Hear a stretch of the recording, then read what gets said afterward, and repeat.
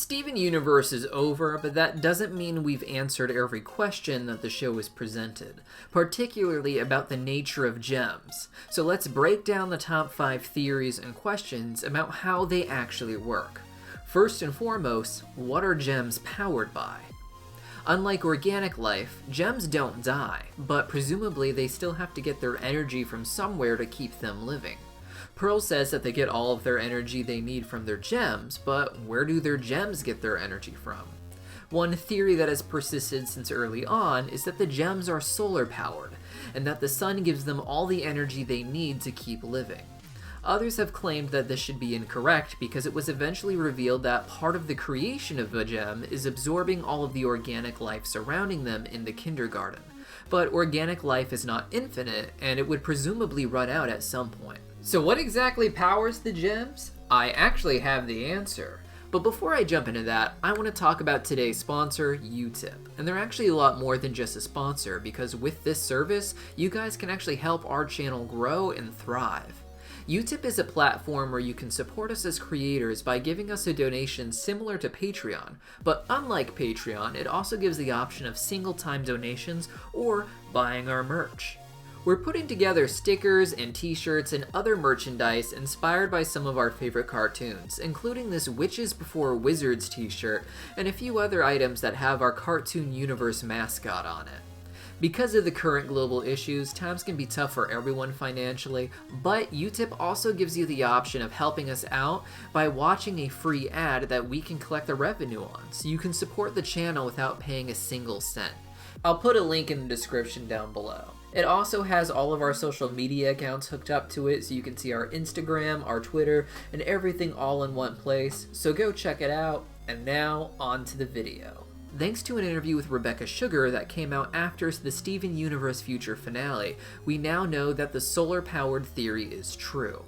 When asked if there was anything about the gems she would like to tell us, she replied, "You guys have figured out that they are solar-powered robots, right?" Which makes a lot of sense. A gem's body is a projection of light, so being powered by light would be rather intuitive. It does raise a few questions, however, such as what would happen if a gem was removed from sunlight for too long?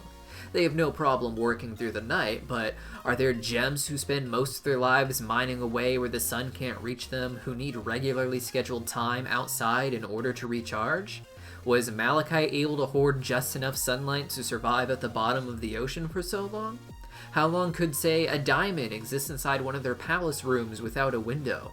Were the off-colors getting enough light at the bottom of the kindergarten they were hiding out in on Homeworld? Would starlight give them enough energy if they were to travel on a long space voyage?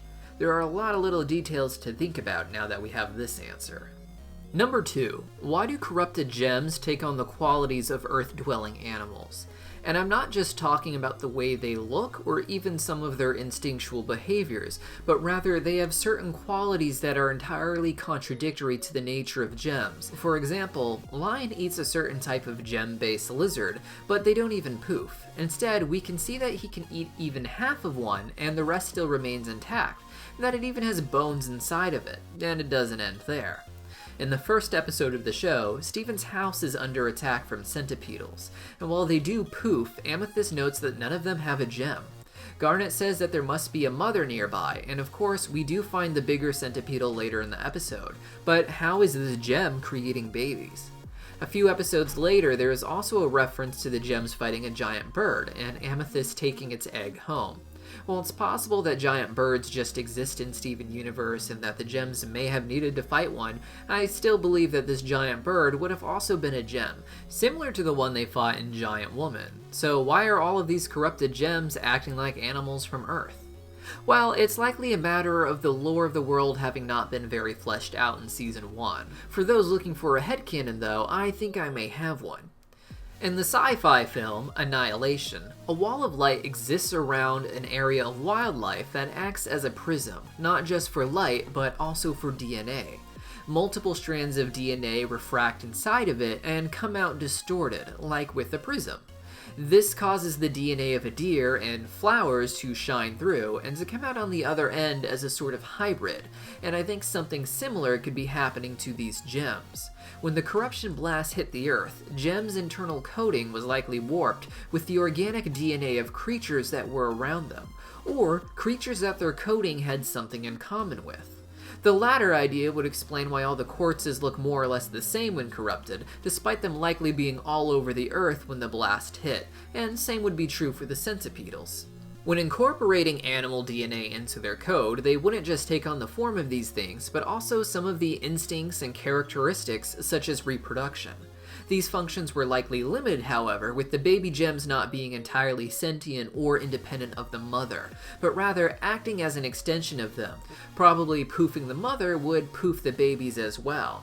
After all, if Pink Diamond could change herself in order to give birth to Steven, then corrupted gems may be able to find something similar to do as well.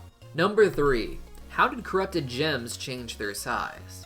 One big question is how the corrupted gems were able to maintain their form while being so much massively bigger than their humanoid form. A gem's size seems to be determined mostly by the amount of diamond oils that were used in their creation. Era 1 paradots were much larger than Era 2 paradots because they were given fewer resources because of the shortage. This shortage was later confirmed by Rebecca Sugar to be because of the diamond oils, with there being a lot less after Pink was supposedly shattered. While gems can shapeshift into something bigger, they can only stretch their own mass so far, and even just upsizing their size a little bit would be too much of a stretch to do permanently, and eventually they would poof or turn back.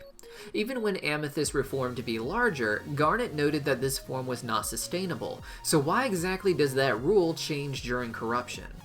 Well, a diamond's oil probably doesn't just affect a gem's size, which is only their physical element, something that yellow diamond symbolizes the extreme of.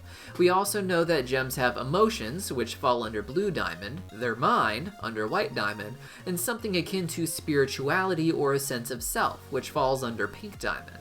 The diamond oils are distributed across those 4 elements, but you could move some of those resources away from mind, emotion, and sense of self, and instead put it into shape. When the gems got corrupted, it warped their code so that their blueprints called for a much bigger size, and it took the resources from the other 3 facets of the gems, making them run almost entirely off of instinct, with only a little bit left over outside of that, which seems to give them residual memories. Which brings me to topic number 4. How is Yellow Diamond able to permanently change a gem's size? As we just discussed, a gem's size is determined by the amount of oil in their creation, and it isn't very malleable. So how exactly can Yellow Diamond add more mass to a gem willy-nilly? Blue Diamond's ability to change a gem's emotions makes sense, especially since they are temporary, but even if she could permanently alter a gem's emotional state, it would still make sense because a gem's emotions are malleable. Gem's emotions aren't some finite resource, but rather you could take away the sad and turn it into happiness. It makes sense that Yellow Diamond could reshape a gem as long as that gem was maintaining the same amount of mass, but where does she get the power to add mass to them? Her transformations appear to be permanent to the gem based on her using it to help cracked gems, and the power doesn't seem to steal resources away from the mind or emotions, as we can see with Spinel and Steven. So where exactly is she getting the resource to make them bigger? Why is it limited when it comes to oil, but now magically infinite here? Unfortunately, I think this one might just be a bit of a plot hole that the writers missed, and it's hard to find a theory or even a headcanon that explains this away for me. Finally, number 5. Who created the gems? This was something a lot of us were hoping to get an answer to in Steven Universe Future. When the movie came out, we saw the Diamonds had dismantled their little empire and that gem production had ceased entirely. It seemed reasonable that whoever created the gems were going to be upset and come in as the new antagonist to try to undo whatever changes the Diamonds had made for Steven. This idea was further exasperated when Rebecca Sugar did a book signing at Barnes & Noble, where she was asked about how the gems were initially made. Until then, I had theorized that White Diamond had formed by accident, with the right oils touching the right diamond and creating a gem that would slowly poof itself over and over again, reforming and reprogramming herself a little bit each time. But, according to Rebecca Sugar, all gems were made to be technology, which means they were made to serve a specific purpose. According to her, the gems also have never encountered another species in the galaxy as developed as the humans were on Earth. So it makes sense that while they know they are creations, and they know they have a purpose, they don't know why they are serving that purpose or who even made them. A popular theory is that they were created by Sneeple, but who made them doesn't really answer why they were made.